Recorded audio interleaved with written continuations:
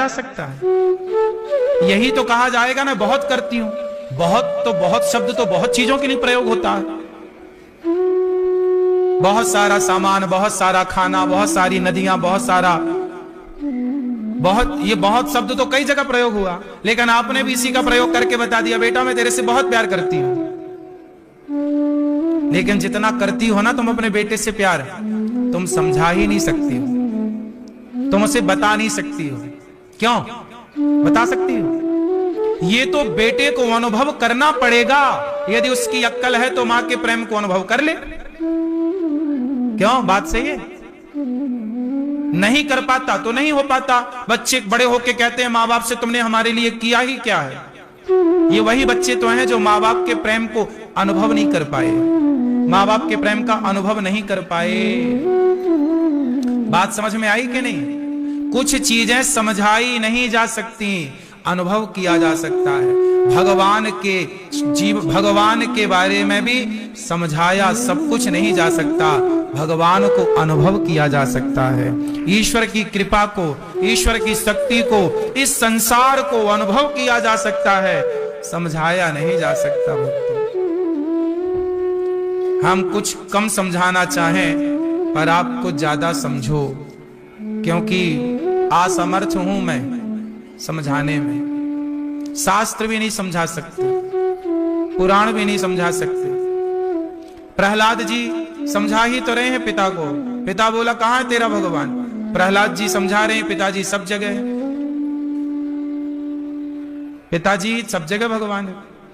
प्रहलाद जी कह नहीं रहे हैं कि सब जगह है, प्रहलाद जी सब जगह देख रहे हैं, अनुभव कर रहे हैं, लेकिन वो अनुभव उनका पिता नहीं कर पा रहा है। जरूरी थोड़ी है कि जो अनुभव हम कर रहे हैं वो आप भी करने लग जाए, या जो आप कर रहे हैं वो मैं करने लग जाऊं। क्यों? इसलिए संसार की माया बड़ी प्रबल है।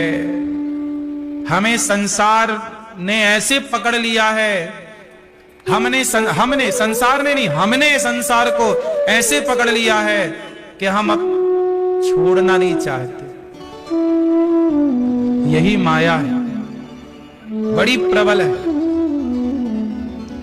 गोपियां सब छोड़कर आई, दूध पीता बालक छोड़कर। देखिए गोपियों का त्याग, दूध पीता बालक छोड़कर गोपियां आ गई। किसके पास?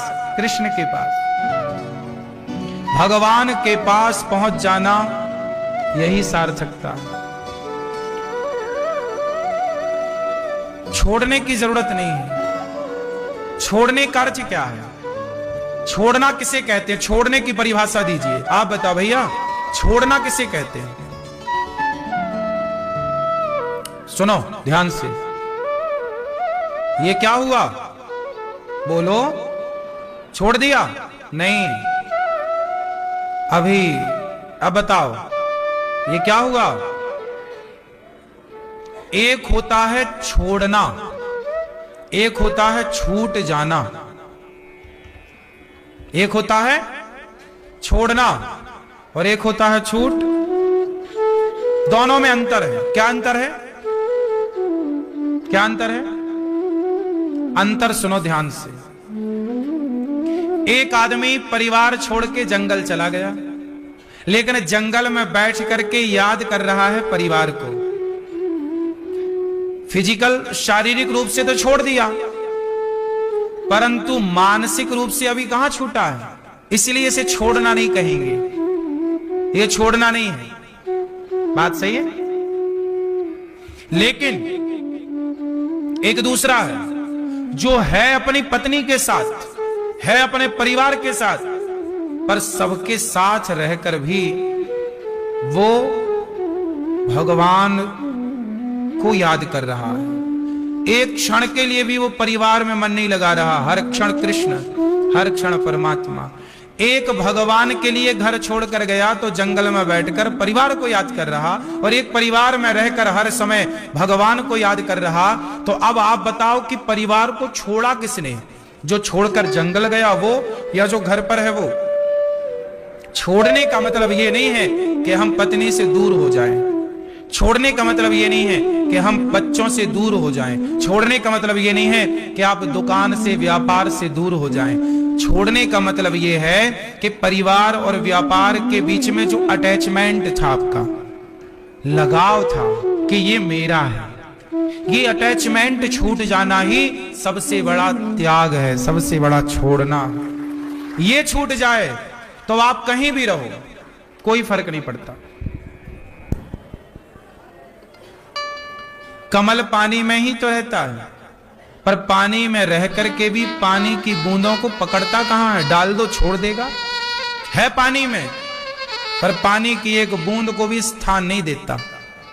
रहो परिवार में, पर परिवार को अपने हृदय में स्थान ना दो। अपने हृदय में केवल भगवान का स्थान हो, केवल प्रभु को। बाकी व्यवहार सबके साथ निभाओ, पूरा करो। पत्नी के साथ अच्छा व्यवहार हो, परिवार के साथ अच्छा व्यवहार हो, व्यापार अच्छे से चलाओ, सब काम। ये दास अनिरुद्ध देखो सबके बीच में रहता है। मैं सारे काम प्रॉपर करता हूं जितना बन पड़ता है, लेकिन सबके पास रहकर, सबके बीच में रहकर मैं किसी से अटैच नहीं हूं। कोशिश यही करता हूं कि मेरा लगाव, किससे लगाव है मेरा, बताइए किससे लगाव है? आपको क्या लगता है मेरा किससे लगाव है? मैंने अपने आप को कहीं जोड़ा ही नहीं, एक भगवान के सिवा। भगवान से जोड़ दिया, भगवान के चरणों में समर्पित कर दिया, तो अब ये प्रॉपर्टी हो गई भगवान की। अब जब समर्पण भगवान को हो चुका, जब हमने अपने आप को ईश्वर को दे दिया, तो अब हम अपने आप को आपको कैसे दें ये बताओ? फिर किसी देने लायक बचे हम? एक ही जगह तो आप दे सकते हैं ना अपने आप को, 4 जगह तो नहीं बांट सकते। इसलिए एक था दिल मिल गया वो श्याम से, अब कहीं दिल को लगाने की हमें फुर्सत नहीं। भगवान ने बांसुरी बजाई, गोपियां आई, सारा काम धाम छोड़ छोड़ कर भगवान ने गोपियों को कहा आओ। स्वागतम वो महाभागा प्रियम किम करवाणि वह रजस्या नामयं कच्चिद ब्रूता गमन कारणम। सबका स्वागत किया, आओ। गोपियां बोली प्रभु हम आ गए आपके पास। भगवान बोले क्यों आई हो, जाओ अपने घर। गोपियां बोली हम सब छोड़ के आपके पास आए हैं, हम आपको छोड़ के नहीं जाएंगे। भगवान बोले देखो देवियों, परिवार को नहीं छोड़ना चाहिए, पति पत्नी रिश्ते नाते ना छोड़ो। ना छोड़ो का मतलब है ऐसे ही छोड़ो जैसे मैंने अभी पूर्व में कहा, रहो साथ में, पर छोड़ करके ही रहो। छोड़े बराबर है। अच्छा एक बात बताओ, एक छोटी सी बात बताओ। ये दास अनिरुद्ध, मैं चाय नहीं पीता। अभी मैं एक सवाल करूंगा, पूरी बात सुनना, फिर एक सवाल करूंगा, उत्तर देना। ये दास अनिरुद्ध, आप सबका जो ये बेटा भाई दास है, मैं ये दास अनिरुद्ध चाय नहीं पीता, लेकिन महीने, 4 महीने, 6 महीने या साल भर में किसी के घर यदि जाना हुआ और उसने प्रेम से कहा महाराज जी एक थोड़ा सा चाय ले लीजिए, या कोई साधु के चले जाएं, साधु संत भी चाय के बड़े प्रेमी हैं कुछ संत, ले भैया प्रसाद लो चाय, तो मैं कभी कभी आप लोगों के प्रेम में चाय पी लेता हूं। अब ये बताओ कि मैं चाय पीता हूं कि नहीं पीता? मैं चाय नहीं पीता, पर 6 महीने, 1 साल ऐसे अंतराल में कभी कभी कोई पिलाए प्रेम से, कभी माँ ही कह दे बेटा अन्नू बेटा अच्छी बनी है चाय आज पी लो, चलो माँ ने कहा पी लो। कभी 6 महीने, साल में। अब बताओ कि मैं चाय पीता हूं कि नहीं? बोलो। इसका मतलब यह है मैं चाय नहीं पीता, पर कोई पिलाए तो आप, मैं चाय पीता हूं जब कभी 6 महीने में, तो मुझे उस चाय में कोई स्वाद नहीं आता। ना पीऊं तो भी बराबर और पी लूं तो भी, ना मुझे पी के प्रसन्नता है, ना तो ना पी के कोई दुख है। मतलब मेरा कोई भी अटैचमेंट चाहे मिले और चाहे ना मिले, ऐसे ही रहो संसार में, सबके पास रहो, लेकिन किसी से अटैचमेंट ना रखो। मिले तो ठीक, नहीं मिले तो प्रसन्न। आप हर हाल में खुश रहो। मिल जाएगी तो पी लेंगे चाय, नहीं मिलेगी उसके बिना हमारा कुछ नहीं बिगड़ रहा। आदी नहीं हूं मैं किसी चीज का। जैसे आप लोग आदी हो जाते हैं, चाय ना मिले तो जम्हाई आ रही है, मन नहीं लग रहा है ना, ऐसी विचारधारा मेरी बिल्कुल। मैंने ये शरीर देख रहे हो, ये शरीर को मैंने अपने कंट्रोल में रखा है। अनिरुद्धाचार्य का शरीर, तू अपने हिसाब से मत चल, जैसे मैं चलाऊंगा तुझे वैसे चलना पड़ेगा। मैंने अपनी आंखों को आजाद नहीं छोड़ा कि कुछ भी देखे ना, इनको भी मैं पिटाई लगाता रहता हूं। जो मैं देखना चाहूं आंखें वही देख, भगवान को ही देख, यहां वहां ना भाग। अपने पे कंट्रोल। क्यों? खाने पे मैं वही खाता हूं जो खाने योग्य है। ये नहीं कि मुझे गुलाब जामुन बड़ी पसंद है, जलेबी बहुत पसंद है, लेकिन आप बताओ, आश्चर्य मानोगे, मुझे गुलाब जामुन जलेबी पसंद है, पर जब मैं भोजन करने बैठता हूं ना, तो कई बार जलेबी भी रखी होती है और गुलाब जामुन भी, लेकिन उस थाली में गुड़ भी होता है, तो मैं गुड़ खाता हूं, जलेबी को दिखा दिखा के देख, तुझे नहीं खाऊंगा। ए गुलाब जामुन, तुझे नहीं खाऊंगा, तुझे खाऊंगा ना तो मुझे बीमार बना सकता है। गुड़ खाएंगे, गुड़ बीमार नहीं करता। हमें पसंद है, इसका मतलब ये थोड़ी कि हम पसंद का खा खा के मर जाएं, बीमार पड़े, डॉक्टरों के घूमते रहें। पसंद का मतलब ये नहीं कि मेरी पसंद मेरे कंट्रोल से बाहर चली जाए। मेरी पसंद है, फिर भी मेरी पसंद मेरे हिसाब से चलेगी। रखा है सब सामने, पर मैं खाऊंगा नहीं। कभी खाता हूं, कभी हफ्ते 2 हफ्ते में एक आध मीठा पीस ले लिया कुछ है तो, वरना मैं इतना सा गुड़ रोज खाता हूं भोजन के बाद। रसगुल्ला होता है, मीठा होता है, पर मैं नहीं, क्योंकि ये हानिकारक है, शक्कर हानिकारक है। मैं गुड़ की बनी चीजें खा लेता हूं, जैसे खीर बनी और खीर गुड़ की बनी तो खा लेता हूं, शक्कर की बनी तो नहीं खाता। क्योंकि यदि मैया मुझे 10-10 घंटे बैठना पड़ता है, देखो 3 घंटे में यहां बैठा भी कथा में, इसके बाद अभी ऊपर जाके कथा 6 बजे पूरी होगी, तुरंत आप देखना यहां से मैं ऊपर जाके बैठ जाऊंगा आपसे मिलने के लिए। 7 बजे तक वहां बैठा रहूंगा, फिर आ जाऊंगा 7 बजे प्रश्नोत्तरी में 1 घंटा 1.5 घंटा यहां बैठा रहूंगा। 10 बज जाते हैं, 9 बज जाते हैं, और सवेरे से 8 बजे 9 बजे से फिर आके मिलने के लिए बैठ जाता हूं। तो मेरा काम दिन भर क्या है? बैठने का। यदि मैं उल्टा सीधी चीजें खाऊं तो मेरा तो पेट इतना बड़ा हो जाएगा, फिर क्या होगा? बीमारियां कब्जा कर लेंगी शरीर में। इसलिए मेरी पसंद है, इसका मतलब यह नहीं कि तुम्हें मैं सिर पे चढ़ा लूं। इसी को बोलते हैं साहब कंट्रोलिंग पावर। जिसका खुद पे कंट्रोल नहीं होता ना, वो किसी और को अपने कंट्रोल में नहीं रख सकता। जो स्वयं को कंट्रोल में रख सकता है वही सबको कंट्रोल में रख सकता है। इसलिए कहता हूं, पहला युद्ध आप अपने आप से लड़ो। पहला युद्ध आप अपने आप से लड़ो। क्यों भैया, ठीक हो? आप पहला युद्ध किससे लड़ोगे? अपने आप से। जैसे ये भैया तंबाकू खाते हैं? नहीं, सही बताओ, गुटखा नहीं। जैसे कोई गुटखा खाए, तंबाकू खाए, बोला गुरुजी रह नहीं पा रहे हम, खा लिया, इसका मतलब तुम्हारा कंट्रोल नहीं। तुम्हारी तंबाकू जीत गई और तुम हार गए। तुम्हारी सिगरेट जीत गई और तुम हार गए।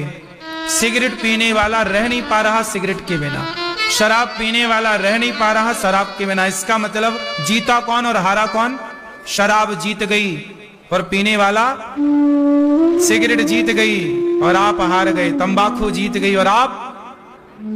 यार ये शरीर ईश्वर ने दिया है,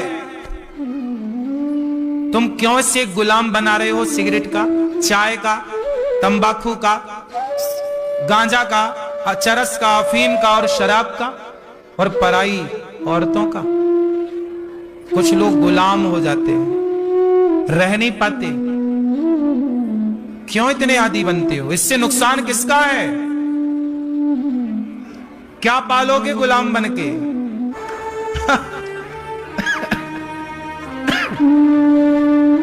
पति किसे कहते हैं? है? किसे? पड़ोसी को? हैं? पति किसे कहते हैं?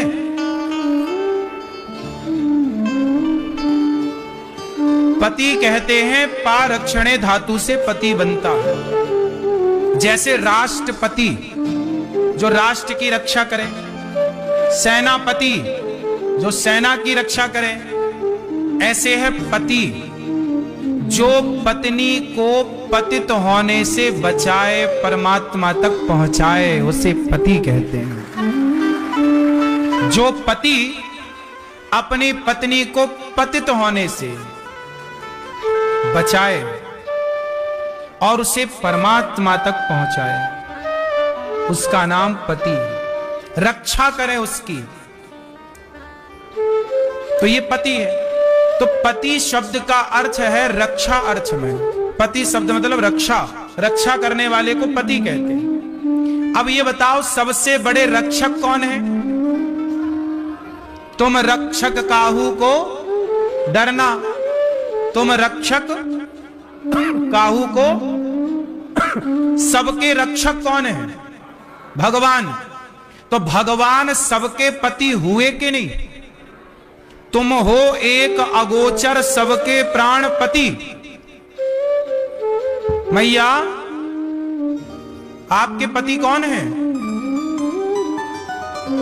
कौन? घोचूलाल?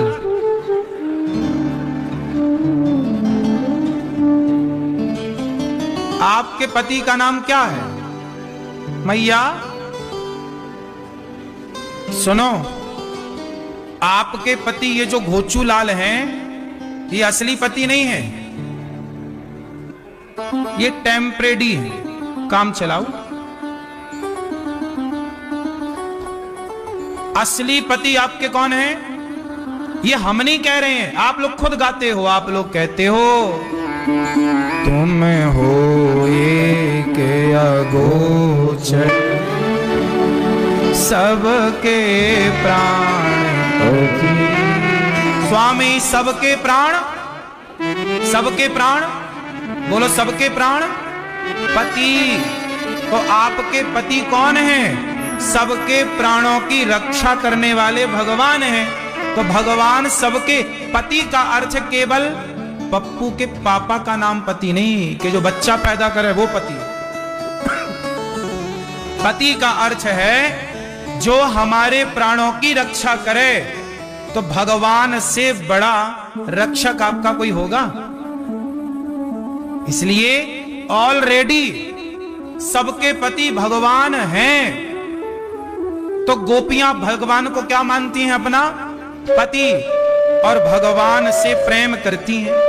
आज गोपियां आई तो वो भक्त और भगवान का जो मिलन हुआ, उसी का नाम है रास, महारास। किसका मिलन हुआ? भक्त का भगवान से। रास मतलब कैरेक्टर ढीला नहीं, रास मतलब मिलन जीवात्मा का परमात्मा से। कौन है? गोपियां। अच्छा, गोपी किसे कहते हैं? गोपी किसे कहते हैं? सुनो, आप गोपी हो? क्यों भैया आप गोपी हो? क्या हो भैया? बताएंगे हमारे ये पीछे भैया। छोरा तुम बताओ, तुम गोपी हो कि गोपा हो? बताओ क्या हो तुम? गोपाल हो? तुम ही हो गोपाल? अच्छा, गिरधर गोपाल तुम ही हो जाओ। अच्छा ये बताओ, तुम गोपी नहीं हो? नहीं भैया आप बताओ, आप गोपी हो? हाँ या ना? ना भैया बताएंगे। आप बताओ आप गोपी हैं? आप बताओ आप गोपी हैं? हाँ या ना? सुनो, वृंदावन में तो एक ही गोपाल है, गिरधर गोपाल, बाकी सब गोपी हैं उसकी। यहां पुरुष बन के मत आओ, ये वृंदावन है। यहां शंकर जी आए तो शंकर जी गोपी बनकर आए, शंकर जी भी पुरुष बन के नहीं आए। शंकर जी क्या बनकर आए? हाँ, अब मुझे आप लोग बताओ शंकर जी कौन है? शंकर जी वो जिन्होंने कामदेव को जलाकर भस्म कर दिया। शंकर जी की तीसरी आंख से क्या जला? बोलो, कामदेव जल गया। शंकर जी ने कामदेव जलाए, कामदेव जलाने वाले शंकर जी आए और बोले कन्हैया अपने रास में सम्मिलित कर लो। अब बताओ कृष्ण जो रास लीला रचा रहे हैं, क्या वो काम वासना की लीला थी? यदि काम वासना की लीला होती तो शंकर जी यहां क्या करने आए थे? कृष्ण कौन है? साक्षात परब्रह्म परमात्मा, जो एक उंगली से पहाड़ उठाने की सामर्थ्य रखते हैं, जरा सा मुंह खोल के ब्रह्मांड दिखाने की सामर्थ्य रखते हैं, जिनका चुटकी बजाएं तो संसार का प्रलय हो जाए और दूसरी चुटकी बजाए तो संसार जस का तस खड़ा हो जाए। वो परमात्मा परब्रह्म आज अपने भक्तों को स्वीकार कर रहा है। और उस भक्त और भगवान के बीच में शंकर जी भी गए तो गोपी बनकर गए। गोपी मतलब स्त्री नहीं, गोपी मतलब पुरुष नहीं, गोपी एक भाव है कि जो निष्काम हो गया वो गोपी हो गया। तो भगवान को तब ही पा सकते हो जब आप पूर्ण रूप से निष्काम हैं। गोपी बने पहले, गोपियों की तरह बने पहले। क्या बने? गोपियों की तरह। गोपियां भगवान के लिए पुत्र परिवार सब छोड़ दिया चुटकी में, कोई आसक्ति नहीं है। ऐसे आप भी जिस दिन अपनी आसक्ति छोड़ दोगे जगत से, उस दिन जगन्नाथ तुम्हें बांसुरी बजा के बुलाएगा, आओ अब हमारी लीला में सम्मिलित हो जाओ। यही है रास, जीवात्मा और परमात्मा का मिलन है रास। क्या है मेरी मां? जीवात्मा और परमात्मा का मिलन। इस मिलन से कोई बढ़िया मिलन हम भी चाहते हैं कि प्रभु हमारे साथ भी रास रचाएं। रास रचाएं मतलब हमें स्वीकार करें। जब हमारी करोड़ों जन्मों की तपस्या परिपूर्ण हो जाएगी तब भगवान हमें भी कभी, अनिरुद्धाचार्य को भी कभी इस ब्रजमंडल में गोपी बना के भेजेंगे। और स्वयं जब ठाकुर जी का रास अवतार होगा और जब रास रचाएंगे तो उन गोपियों में एक गोपी आप भी होंगी और एक गोपी हम भी होंगे और हम भी कृष्ण के गले लग रहे होंगे। वही है परमात्मा की प्राप्ति, वही है रास। ये कोई काम वासना की लीला नहीं है साहब, ये मिलन था, पवित्र मिलन। लेकिन लोग अज्ञानवश से कैरेक्टर ढीला से जोड़ देते हैं। अज्ञानी भगवान ने दिव्य रास रचाए गोपियों के संग। गोपियों को तनिक घमंड हो गया कि मैं कितनी सुंदर हूं, मुझे देखो कन्हैया मेरे आगे पीछे डोल रहे हैं। वस्तु जब मिल जाती है ना तो कदर जरा कम हो जाती है, ना मिलने पर कीमत जाती। भगवान गोपियों को छोड़कर अंतर्धान हो गए, श्री राधा रानी को लेकर गए। जब राधा रानी को लेकर गए तब सारी सखियां रोने लगी, व्याकुल हो गईं, विरह में डूब गईं। कृष्ण कहां चले गए? हे नंदन नंदन कहां चले गए? हे मनमोहन, हे मुरलीधर। सारी गोपियां रो रही। जरा घमंड क्या गया साहब, कभी अभिमान ना करना। भगवान को अहंकार बिल्कुल पसंद नहीं। चार पैसे आ जाएं तो घमंड ना कर लेना। आप लोगों को पता है आप लोगों की औकात क्या है? क्यों? बोलो क्यों? आपको पता है आपकी औकात क्या है? क्षमा करियो, ये सब शब्द बड़े कठोर हैं, मुझे नहीं बोलना चाहिए, पर समझाने के लिए प्रयोग करता हूं। बुरा तो नहीं लगता ना आपको? सुनो, हमारी जो औकात है ना वो क्या है? आज आदमी के पास जरा पैसा आ जाए तो वो ऐसे ऐसे चलता है, ऐसे। काय बात की अकड़ है साहब? रावण की लंका ना रही जो सोने की थी, तुम्हारे घर तो माटी के हैं। और अभिमान किस बात का? ज्यादा घमंड आए तो अपने द्वार पर एक घड़ा टांग लो, आते जाते देखा करो। क्यों? क्योंकि आज हम कितनी भी बड़ी गाड़ी पे चलें, कितना भी बड़ा आलीशान जीवन जिए, लेकिन एक सच्चाई याद रखना कि ये अनिरुद्धाचार्य जो आपके सामने आज बैठा है, बातें कर रहा है, ये एक दिन चिता पे जल जाएगा। और जब ये दास अनिरुद्ध चिता पर जलेगा तो हमारी क्या रह जाएंगी? क्या बचेंगी? राख बचेगी, अस्थियां रह जाएंगी। 50 रुपए का घड़ा खरीदा जाएगा, उस 50 रुपए के घड़े में हमारी सारी राख डाल दी जाएगी। लोग कहेंगे अस्थियां जा रही हैं। मेरी औकात यही है कि मैं एक दिन राख बनकर 50 रुपए के घड़े में समा जाऊंगा, यही मेरी औकात। इससे ज्यादा मेरी कोई हैसियत नहीं है। अब बताओ घमंड किसका करूं? इसलिए आप में से कितने लोग यहां ऐसे हैं जो एक दिन राख हो जाएंगे?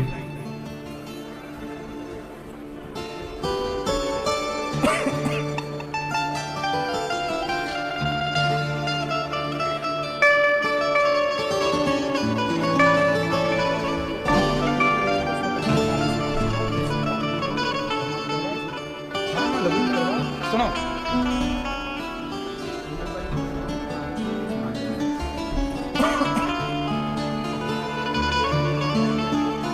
अब बताओ कि घमंड किसका करना है?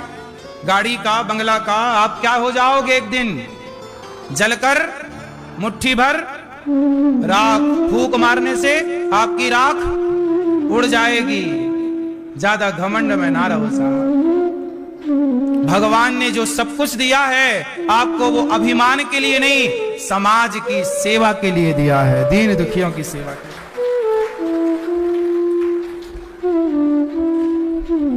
भगवान गोपियों ने गीत जब गाया, गोपियों ने गीत गाया, गोप्यः ऊचो जयति तेधिकम् जन्मना ब्रजः श्रयति इंदिरा शाश्वतगृहे दयति दश्यताम् इच्छुतावका स्थयि धृतस्वास्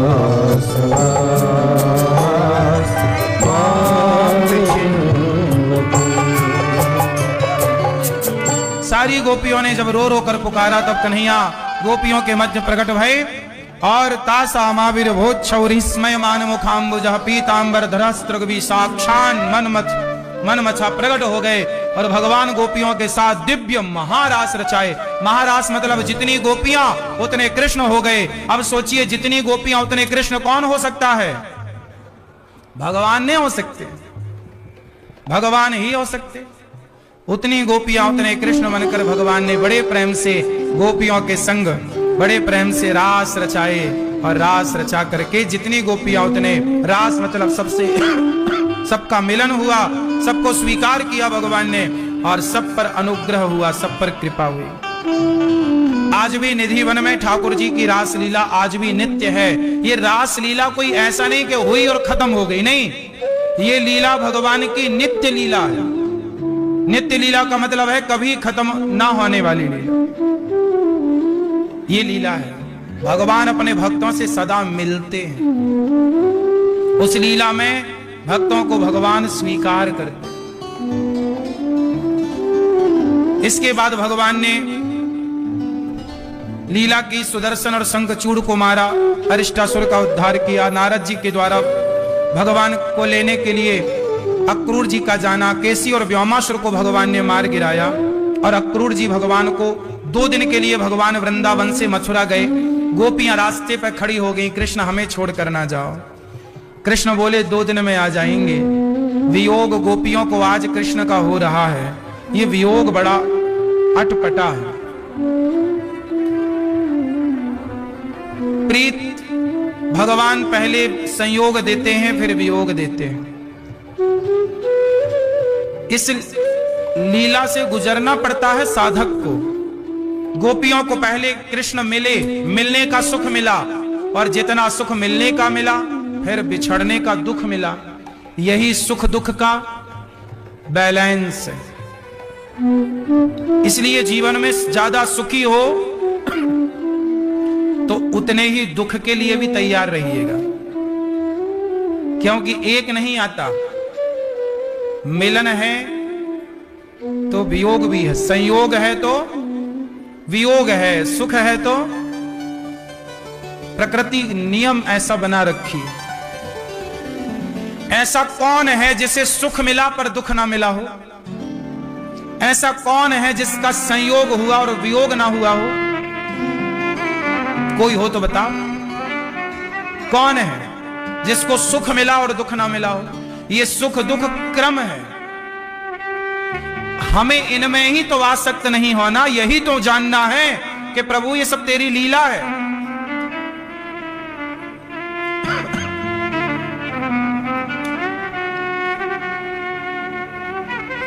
जैसे एक मां बच्चे को राजा बाबू बना दे, या एक मां बच्चे को बिल्कुल नंग धड़ंग घुमाए। 1 साल का बच्चा, उससे चाहे तो बढ़िया राजा बाबू बना के मां रखे, चाहे तो नंगा घुमाए। जब नंगा घूमेगा तो बच्चा ये नहीं कहेगा कि मैं नंगा क्यों हूं मां, कपड़ा क्यों नहीं पहना है। और जब वो राजा बाबू बनेगा तब भी वो ये नहीं कहेगा कि मां तुमने ये कपड़े क्यों पहना दिए। वो हर हाल में वो जान ही नहीं रहा कि क्या है। वो नंगे होने का मतलब भी नहीं जान रहा है और वो कपड़े पहनने का मतलब भी ऐसे ही, क्योंकि उसकी मां जैसा बनाना चाहे।